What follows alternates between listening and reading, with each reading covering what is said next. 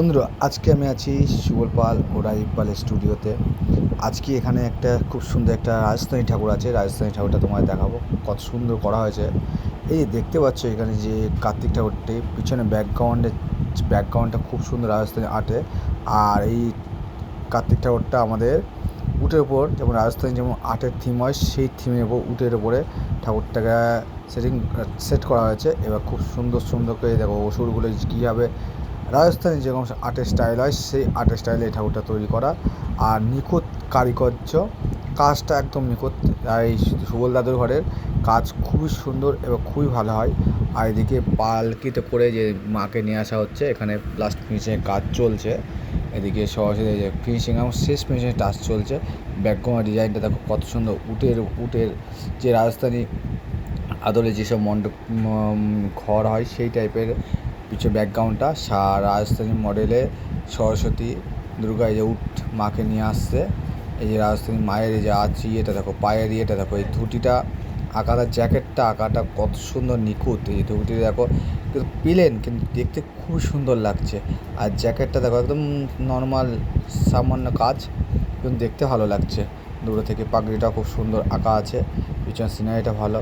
আর এখন এই যে সরস্বতী পাড়ের শাড়িটা দেখো, ঘাগরা শাড়ি, ঘাগরাটা, সেই ঘাগরাটার পিছনে আর্টটা দেখো কত সুন্দর কলকা করা আছে শাড়িতে, খুবই সুন্দর। একদম যেমন রাজস্থানী আর্ট হয় সেই টাইপেরই করা, রাজস্থানী আর্ট টাইপের করা না, কিন্তু ডিজাইনটা খুব সুন্দর করা, কলকার উপর ডিজাইন করা।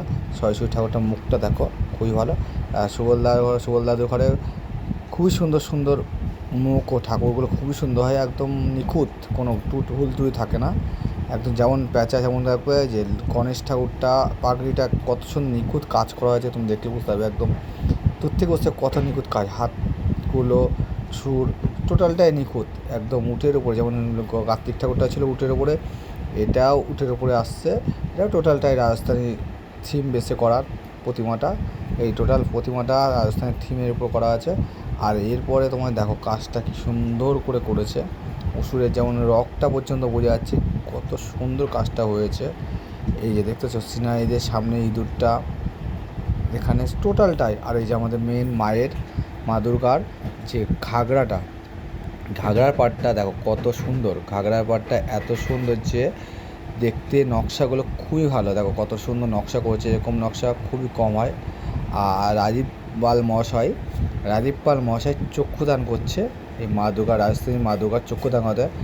এই ঠাকুরটা চলে যাবে বনগাঁর উদ্দেশ্যে, কাল দুদিন বাদে বনগাঁ উদ্দেশ্যে বেরিয়ে চলে যাবে। মাইকমা মশাই ফাইনাল টাচ চক্ষুদান করছে মা দুর্গার। সবই চক্ষুদান হয়েছে, লাস্ট চক্ষুদান মা দুর্গার চলছে। এই যে দেখতে পাচ্ছ রাজপাল মশাই চক্ষুদান করছে। শাড়ির কাজটা দেখেছে কত সুন্দর, একদম নিখুঁত, বলতে গেলে খুবই সুন্দর। আর এ ঘরে ঠাকুর বলতে গেলে কথা হবে না। যা যা ঠাকুর নেয়, যা যা ঠাকুরের কাজ করে, যত কারিগর আছে, তারা একদম নিখুঁত, পরিপূর্ণ।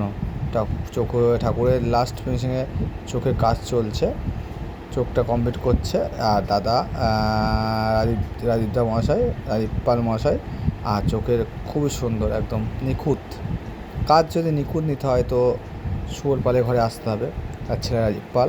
কিন্তু কাজটা খুবই সুন্দর। আর কেমন লাগছে অবশ্যই আমাকে বলো। আর এদিকে ফিনিশিংগুলো কেমন লাগলো অবশ্যই